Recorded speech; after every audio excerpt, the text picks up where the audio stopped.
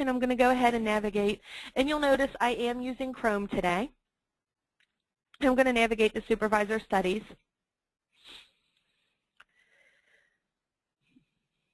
And I'm going to use my March webinar.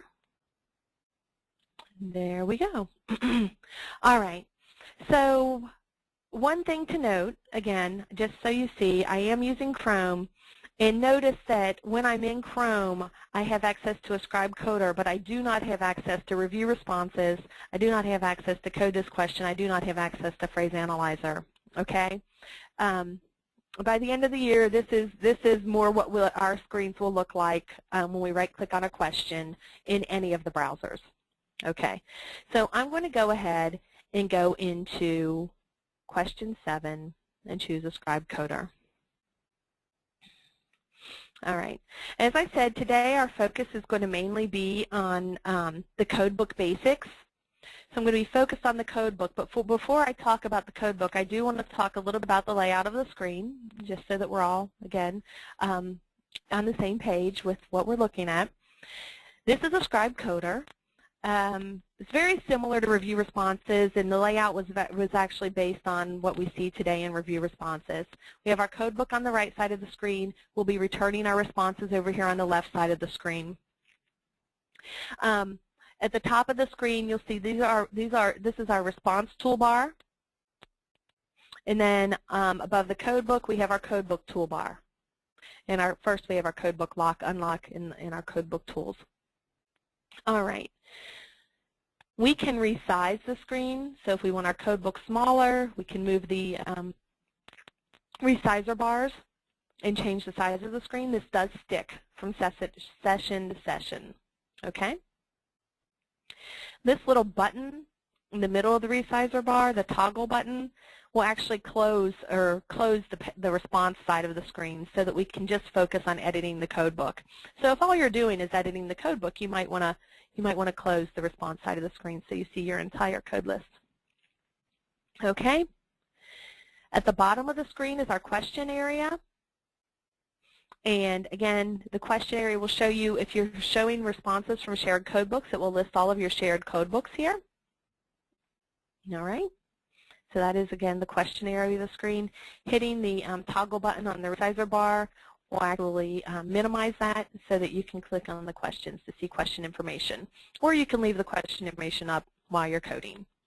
Totally up to you. Now, on the left side of the screen, I do want to talk a little bit about the navigation icon. Right-click menu navigation is slowly being replaced by the navigation icon. So as we rewrite different tools in Ascribe, you'll notice that there's a little icon on the top left-hand side of the screen that allows us to navigate to other places in Ascribe. Okay, so our normal right-click navigation main menu is not available when we right-click in white space. We have to click on the navigation icon to leave Ascribe Coder. All right, so today I am mainly focusing on the Codebook, and we're going to start with the Codebook locked and actually talk a little bit about choosing some Codebook settings. Today I'm actually showing, and some of my boxes have been resized because I was playing around in here. There we go. So the settings that I have showing today, I've got my counts, and I'm going to also turn on my output ID. Okay, so notice one of the cool things about Ascribe Coder is that as we make changes, it shows on our screen, so we can decide which things we want to show. So I have the option to show my regular expressions. So these are things that will show whether the Codebook is locked or unlocked. So when on the Show tab, these are things that will show whether my Codebook is locked or unlocked. I'll be going to this in more detail when we talk about the Codebook toolbars, but I did want to just let you know this is what I'm showing today. Okay, I'm going to close that out. So notice that in my Codebook, I have a main Codebook node here, and right beside that, it tells me the number of responses coded. So 41 responses are coded out of 348 that are in my current response pool. Okay, so responses to be coded. All right, and other thing that I want to turn off is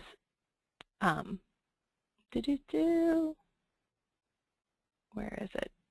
There, the Hover Help Tooltips, because that was driving me crazy.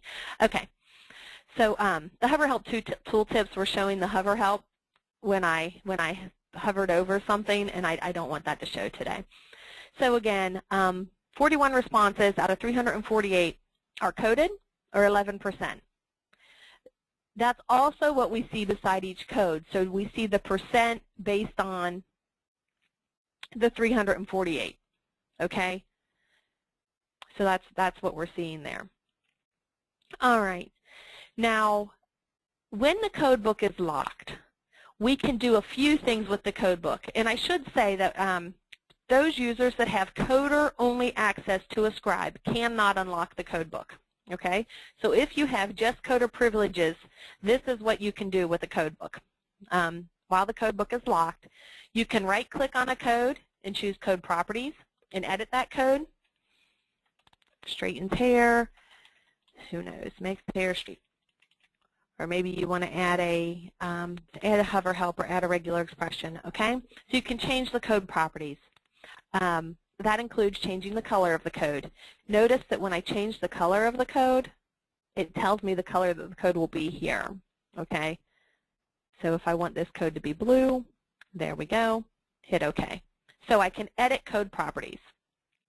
Another thing that I can do is I can actually insert a new code, okay? And when I insert a new code, again, I right-click. If I right-click on a code, I guess I should probably delete that. If I right-click on a code and hit Insert Code, it's going to insert it right below. New code. Make the guy blue too. And hit OK. All right. If I right-click on a net and choose Insert Code, it's going to ask me if I want to insert it below or into the net. Below would mean that I'm inserting a code that would be at the same level as my appearance to hair subnet. So notice it's at the same level as my appearance to hair subnet. If I insert into, it's going to insert the code into the net. Okay? Now, one thing to note is that when you're adding codes by right-clicking on the net, it's going to suggest your input and output code value based on your net values. So a lot of us prefer to insert codes by clicking on a code in the net because it suggests the next available number. All right? So that's part of the difference there. There we go. All right. So I've inserted 2 new codes with the codebook locked. Also, with the codebook locked, I can delete unused codes. So people with coder-only access can delete unused codes. All right, right-click, delete unused codes. Another thing that we can do is that we can change the toggle or set the toggle focus to a certain code. And when we do this, and this is, I have to explain this more than actually show it, the toggle focus allows me to use the keyboard, so I'm using my down key, right? And I can go through or step through my codes, and when I'm ready to change something about a code, I hit Enter, and it opens the code. And then I can hit Tab on my keyboard to go down and do whatever it is that I need to do, and when I'm finished, Tab to OK, and hit Enter, and it will update my code. So basically, this allows me to go through and edit my codebook by staying on my keyboard. When you're in this mode, when you hit Insert, it automatically opens the code. You hit Escape, and it closes the code that was just open. Again, if you hit Enter on a code, you can change it. And there we go. So that's the toggle focus, and that was added so that we could edit our code book.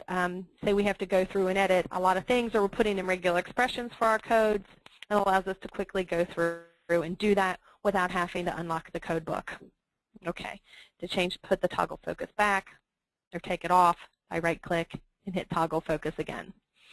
All right, so those are the things that I can do as a coder. Of course, I can look at code information at any time. That tells me about the code that I've right-clicked on. Well, it should be telling me about the code that I've right-clicked on. There it is. The code information will tell me where that code has been used.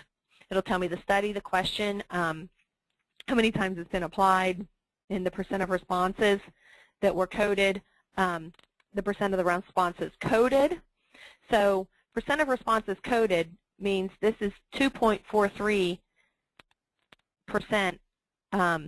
It's of the 41 that were coded. Okay? So that's, if we need to see that responses coded number, we can see it there in our information. All right. Cool. Those are the things that we can do with the codebook locked. Also, one of the things that I'm often asked is, how do we search our codebook? We do have a little search codebook, and I've actually have mine minimized. And I've got Find All selected, so that if I'm looking for a certain code, I can type in Other, and it finds all of my codes that have the word Other in it and brings them up for me. Okay? So this is a nice way to quickly search our codebook. And when you're finished, you can just hit Close, and it brings your whole codebook back. When you want to do another search, you can hit it again. And again, you can actually, I had this little guy a little minimized up here, so that, you know, maybe now I want to search for work, and it brings up the two that work. I'm finished with it. I close it up. Now when I bring it back, it'll come back up there. That's how we search our codebook for certain codes. All right. So I've got Find Code. There we go. Now I want to actually talk about when the codebook is unlocked, what we can do with it. And one of the things, yes, I want to talk about it, unlocked. There we go. When the codebook is unlocked, we get 4 new tools for our codes. We get a delete tool, a color tool, a renumber tool, and a change case tool. These tools are based on the codes that we have selected. So it's a little different than we're used to working. So if I want to renumber just my codes, then I would choose Select Descendants Codes. It would show me all of my codes, okay, or select all of my codes. I choose Renumber, and I can choose, maybe I want to renumber these starting with 5001 in increments of 1. Notice if I just wanted to renumber my blanks, that is available here to do blanks only. And I hit Renumber, and it renumbers just my codes. Now if I want to renumber my nets, I would want to deselect my codes, then right-click, Select Descendants Nets. And I could renumber my nets. I'm not showing my net values right now, but that's if I wanted to show my net values, then I would change my setting and go to Show Net Output IDs. Okay? I'm not going to actually renumber my nets, but what I might do is change the case on my net. Okay? If I want to change the case of my nets, I hit the Change Case. So again, these 4 tools light up for the codes that I have selected, and then I get to change, you know, I want to make these uppercase. There we go. I now have uppercase nets. All right? Note, too, that as I'm selecting codes, it tells me how many nets or codes I have selected here at the top. So right now I have 10 things selected. I'm going to right-click and hit Deselect All. There we go. Okay. So that's how these tools work. But let's talk about if we want to move codes around in our codebook. There's a little move handle here that allows us to drag and drop a single code. Okay? And this move handle, and there we go.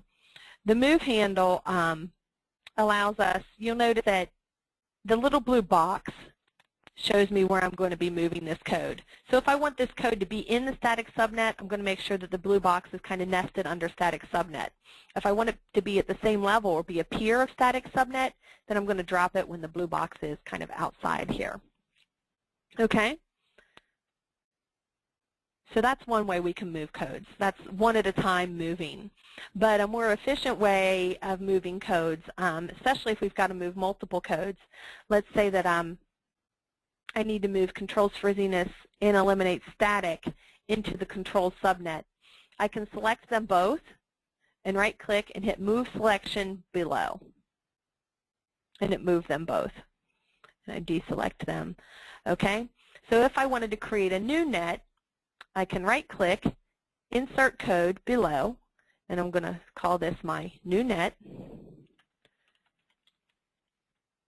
and hit OK. Now I've got a new net, and now I can pick the codes that I would like to move into my new net. Say there's 5 codes that I need to move into my new net. I right-click on New Net, Move Selection Into. So those 5 codes have now been moved into my new net. Okay? So this is a little different than what we're used to with moving codes. In review responses, we had to do it at one at a time. Today, we can select the codes we want to move, right-click where we want to move them, and choose Move Into. Okay? Select, right-click, Move Selection below. Or if we're moving into a particular net, select, right-click on the net, Move Selection Into. All right. So that's how we move codes around in the code book. How are we on time here? Okay. One more thing I want to talk about sorting our code book. Okay. We can sort our codes based on description. Okay. I'm going to sort, sort my nets to the top, and I want to sort all of my codes by description. And here I've got sort descendants.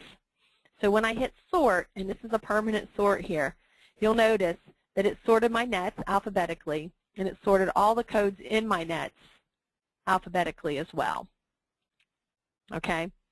If I go now to sort by output ID and hit sort, and this is, again, a permanent sort.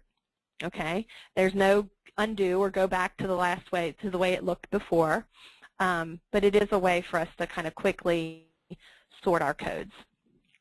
All right, so that's how that sort works. One thing that I wanted to say while the code book is locked, we also have the ability to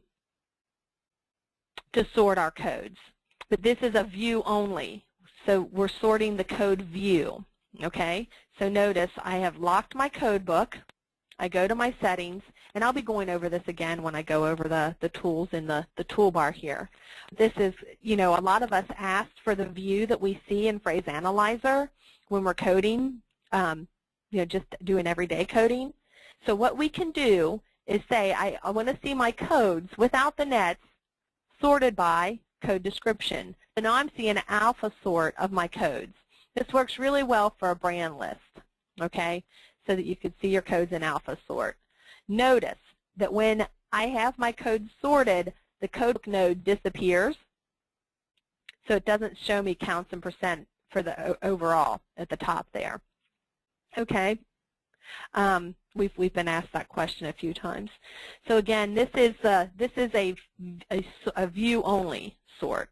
Okay, there are a few other options for sorting here. We can sort by regular expression, code book order, and all of that good stuff.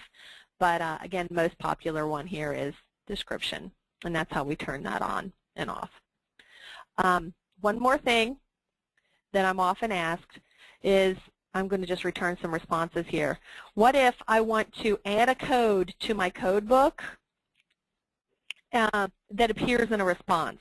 For instance, if I want to add a code that has the promise as the code description, what I can do is highlight the promise, then right-click and insert a code, and notice that the promise automatically populates the description field. And then hit OK. All right. I think that's everything that I had planned to cover today. If you guys really have any questions come up. Okay. One user wanted to know or wanted to make a request about this, and I just thought you might want to comment on it. Okay. They would like an additional level of authorization for associates. In other words, they want coder with editing privileges and coder without editing privileges. They do not want all coders to be able to unlock the code book. So I just thought, can you comment Well, on what all we have coders. right now? Okay, so what we have right now, if I have coder-only privilege, I cannot unlock the code book. Okay, so if my user access it gives me only coder, it doesn't give me supervisor privileges, then I cannot unlock the code book. All right, and with the code book locked, what I can do is I can insert a code, I can delete an empty code, or I can change the properties of an existing code. Okay? What I can't do is unlock the code book and renumber the code book, change the case of the code book, or delete all unused codes. So I can't do things like that. Okay? Or even move codes around in the code book. All right? Does that answer that, Julie? I'm going to ask or not? The user if that helps.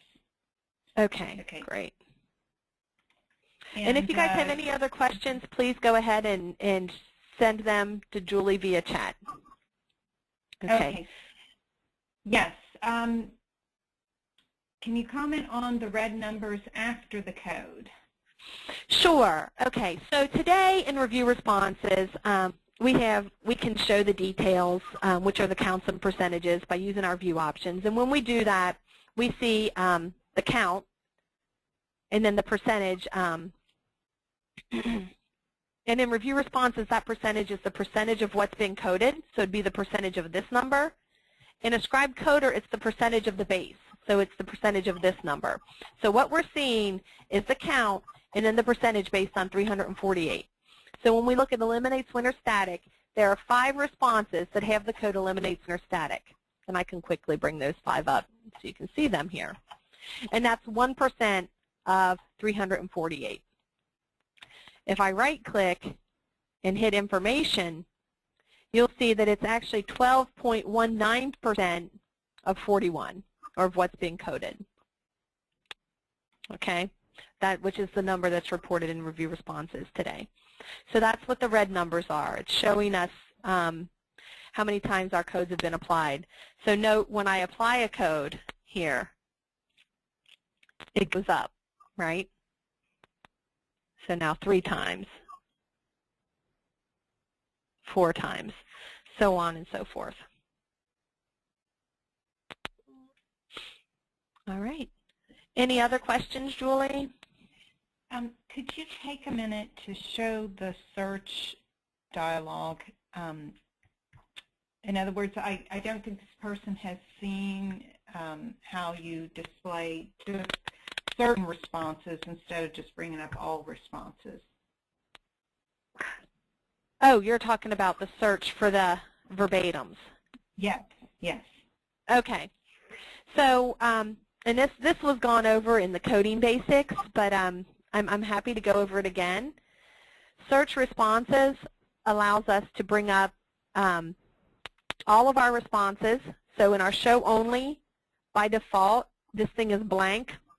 Really, I think it should say uncoded and coded responses. I just imagine that saying coded and uncoded responses that match my search criteria. So when I hit go, it's going to bring up 348 out of 348 respondents, or responses, I should say. So I'm now showing 348 responses on my screen. And I was showing from shared codebook earlier, so there we go. Okay. So I have returned both my coded and my uncoded responses. There are 348 of them. There are 57 codes applied to these 348 responses. Okay. If I just want to bring up my uncoded responses, I'll do a new search for my uncoded and hit go. Now I'm seeing 307 responses, and those are all uncoded. Notice when I hover over filtered, it tells me what my current search criteria is, or what my filters are, that I'm showing just my uncoded responses. Okay? If I want to show my coded, I show my responses with any code applied. And now I'm showing 41. Okay? So now I'm showing 41 responses out of 348 that have been coded. If I need to right-click and select all of these responses, I can apply a code. For instance, if there's an overall code that I needed to apply to all these guys, I can apply that code to all of these. Okay? So I can select all and apply codes. I thought I just saw that question pop up, Julie, so I figured since I was here, go ahead and, and address it. All right. So, yes, that's how we return responses. And, of course, if I'm looking for my uncoded responses that meet a certain search criteria, maybe, do I have any of these in here? We'll see. Now I've returned all of my uncoded responses that have the character string FRIZ in them. So they're all of my coded responses that have FRIZ in them. Okay? Yes, I think that all right. demonstrates, you know, is that good? The basics. Yeah, that okay. gives them an cool. idea of where you would go and how you would use that. Right. And then one other way to search, if you want to search for those responses that have controls fly away hair, you select controls fly away hair and hit search any, and it brings up all the responses that has that code controls fly away hair. And then I can actually delete these guys that I just applied. Okay. Any other questions coming up, Julie? No, I think that's all, Laura. Okay. So guys, again, anytime that you find yourself, you know, asking, well, I want to go back to review responses for this doesn't seem to be working, please contact us and we'll help you figure it out. And we still are putting requests in for the development team as we go forward. So just let us know. We're looking forward to the feedback. And thanks again. I'm really grateful that you guys are taking the time out of your day to attend these sessions. We are doing them every Monday and Thursday right now with a question and answer session on Wednesdays, and you can sign up for them on the homepage.